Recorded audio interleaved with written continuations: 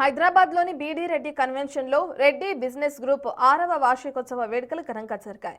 వ్యవస్థాపకులు ఏనుగు శ్రీనివాస్ రెడ్డి ఆధ్వర్యంలో జరిగిన ఈ కార్యక్రమానికి ఎమ్మెల్యే సుధీర్ రెడ్డి ముఖ్య అతిథిగా హాజరయ్యారు.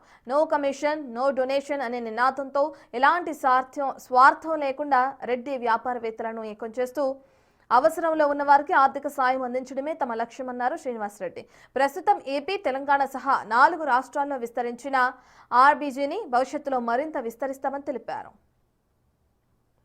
బిజినెస్ గ్రూప్ యొక్క లక్ష్యం రెడ్లు ఆర్థికంగా, సామాజికంగా ఎదగాలి, ఆర్థికంగా డబ్బులు సంపాదించుకోవాలి, సామాజికంగా ఎదగాలనే ఏకైక లక్ష్యంతో 2020 జనవరి 25న ఈ రెడ్డి బిజినెస్ గ్రూప్ను తాజ్ డెక్కన్ బంజారాహిల్స్లో లాంచ్ చేయడం జరిగింది.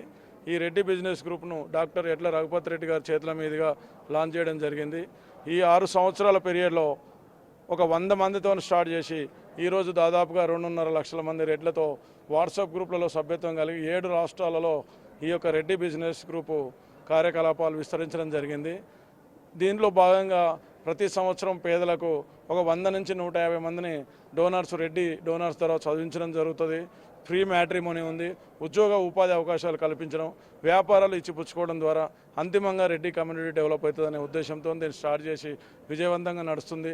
అందులో భాగంగా Tirupati chapter, Guntur chapter, Vijayawada chapter, Bengaluru chapter కూడా రెగ్యులర్గా ఎవ్రీ మంత్ రెగ్యులర్ మీటింగ్స్ హైదరాబాద్తో పాటు జరుపుతుంటాము.